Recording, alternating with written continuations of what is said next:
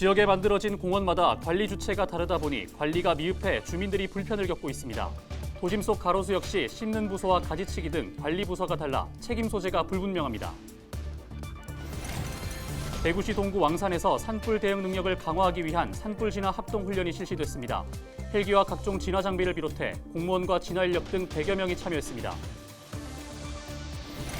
경주 간포에서 지역 특산물 가자미를 주제로 한 가자미 청년 마을이 만들어지고 있습니다.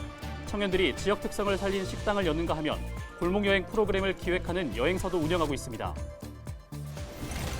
대구시가 내년부터 대구 국제 마라톤 대회를 세계 최고 수준의 대회로 격상시키기로 했습니다.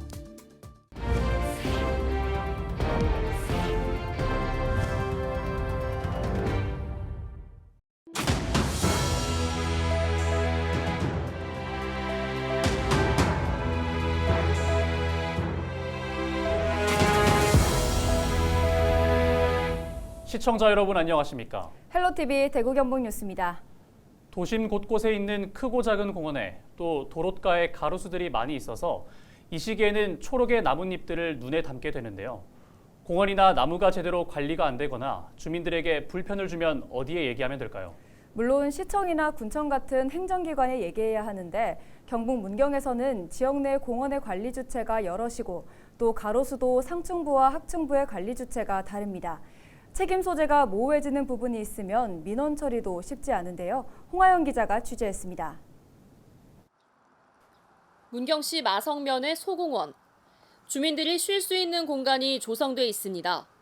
하지만 조금만 더 들여다보면 쉼터 기둥 아랫부분이 썩어 있고 중간중간 곰팡이도 피어 있습니다. 뒤쪽에는 용도를 알 수 없는 현수막과 청소 도구들이 방치돼 있고 봄철 꽃과 나무가 조화를 이뤄야 할 녹지 공간에는 직덩굴과 이름 모를 풀이 무성합니다. 특히 운동기구 근처의 나무는 너무나 잘 성장해 뿌리가 보도블럭을 들어 올렸습니다. 마을 주민들은 소공원이 제대로 관리되지 않아 안전을 위협받고 있다고 말합니다. 이게 턱이 지고 이러니까 여기를 지나가다 보면 그래 걸리가 넘어지는 수도 있고 또 이게 또 공간이 보기 또 안 좋고. 문경 도심도 사정은 다르지 않습니다. 사람들이 많이 오가는 아파트 단지 앞 보도블럭도 성장한 나무 뿌리로 인해 한껏 들려 있어 넘어질 위험이 도사리고 있습니다. 한두 해 일이 아닙니다. 이런 불편함이 지속되는 이유 중 하나는 일원화되지 않은 관리 시스템입니다. 공원 조성 주체가 문경시, 읍면 등으로 다양하다 보니 관리가 제각각입니다. 가에서 하는 게 있고 다른 부서에서도 뭐 경우에 따라서 하는 경우가 있어요. 체계화되어 있지 않으니까 사실 관리가 되게 미흡한 건 사실이에요. 도심 속 가로수 관리가 효율적이지 못한 것도 비슷한 이유입니다. 문경시 점촌동, 모전동 등 도시구역 가로수는 산림녹지과와 협의 후 도시과가 심습니다. 하지만 가지치기를 비롯한 관리는 산림녹지과의 업무입니다.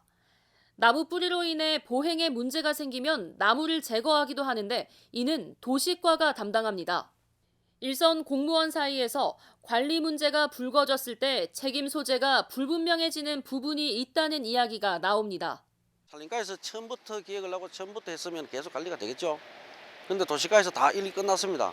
끝나가지고 이관을 해줬는데 그 관리가 될까요, 과연? 일을 안 한다는 얘기가 많이 들어오죠. 그래서 제가 확인한 바 이거는 좀 바꿔야 되겠다. 한 부서로 다 이관을 해야 되겠다는. 제각각인 관리로 인해 시민들은 안전한 보행과 편안한 쉼을 보장받지 못하고 있습니다. 한편 문경시는 관리 일원화를 위해 부서 개편을 검토한다는 입장입니다. 헬로티비 뉴스 홍하영입니다. 국내 엠폭스 확진자가 늘어나고 있습니다. 질병청은 엠폭스 위기경보 수준을 관심에서 주의 단계로 격상했는데요.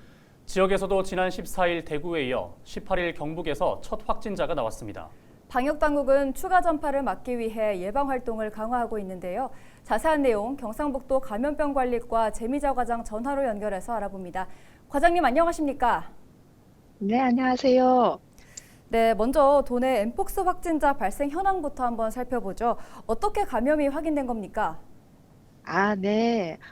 경상북도에서 4월 18일 도내 첫 엠폭스 확진 환자가 발생하였으며 국내에서는 15번째 확진자입니다. 이 확진자는 경북에 거주 중인 외국인으로서 피부 병변 증상으로 의료기관에 내원하였다가 진료를 한 의료진이 엠폭스 감염을 의심하였고 4월 17일 관할 보건소로 신고하여 경상북도 보건환경연구원의 1차 검사와 질병관리청 2차 검사 후 최종 확진 판정을 받았습니다. 네, 추가 확산을 막는 것이 중요할 것 같습니다. 방역 대책은 어떻게 세우고 계십니까? 네, 확산 방지를 위해서 확진자는 즉시 국가지정격리병상에 격리하여 치료하고 있으며 전반적인 상태는 양호한 편입니다.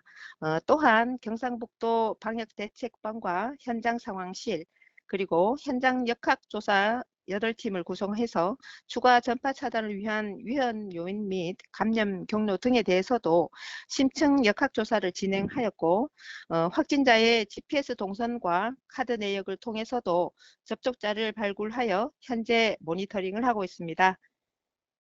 네, 엠폭스에 감염되면 어떤 증상이 나타나나요?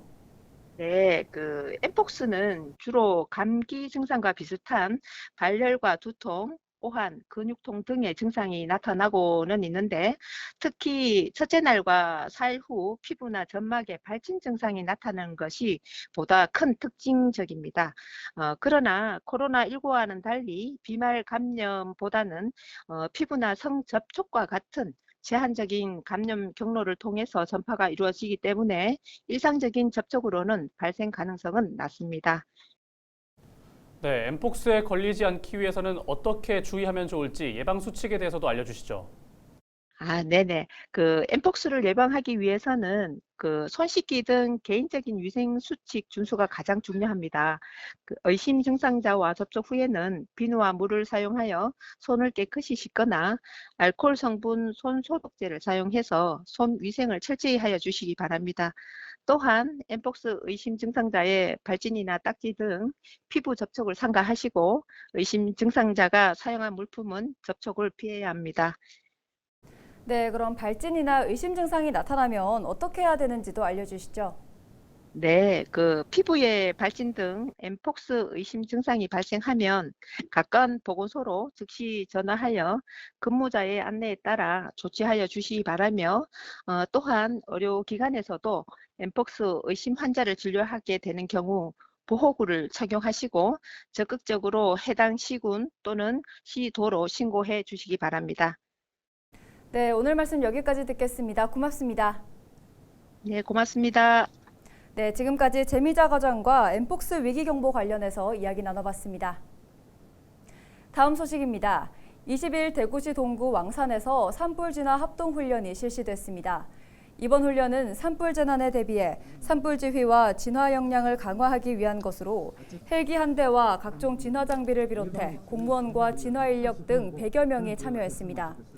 이날 지역 야산에서 불이 난 상황을 가정해 산불 상황 관제 시스템의 상황 접수와 전파부터 현장 지휘본부 운영과 진화 작업, 열 화상 드론 관측 등 완전 진화까지의 과정에 대해 전반적인 점검이 이뤄졌습니다. 또 현장에서는 산불 진화 장비 운반 차량과 각종 안전 장비 등을 전시하는 홍보 부스도 마련됐습니다. 제43회 장애인의 날을 맞아 기념 행사가 열렸습니다. 경상북도는 20일 앙동 국제 컨벤션 센터에서 기념식을 열고 장애인 복지에 힘쓴 공로자 35명을 표창했습니다. 이날 행사에서는 지난달 프랑스에서 열린 제10회 국제 장애인 기능 올림픽에서 입상한 경북 지역 선수 3명도 참석해 공로패를 받았습니다. 또 대구에서는 두류공원에서 장애인의 날 기념 행사가 열렸습니다. 장애인의 권익 신장과 복지 증진을 위해 노력한 77명의 유공자에게 표창이 수여됐으며 장애인 유관단체와 기관 등이 참여해 건강상담과 보장구 수리, 바리스타 체험 등 다양한 체험 부스를 운영했습니다.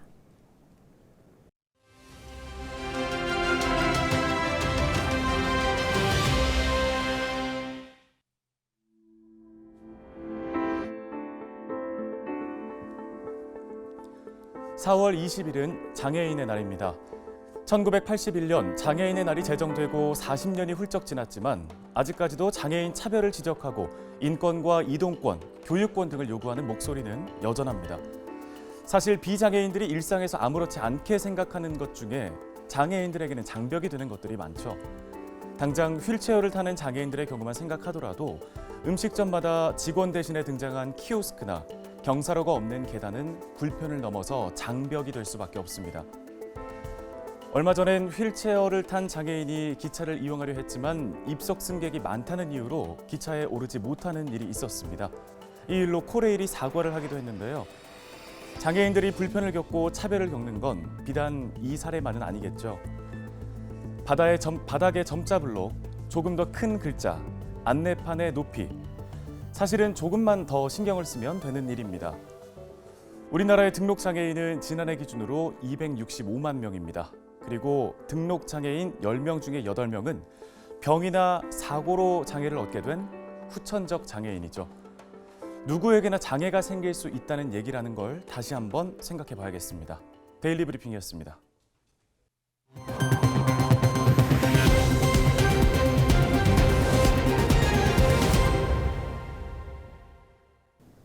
경주 간포에 청년들이 북적거리고 있습니다.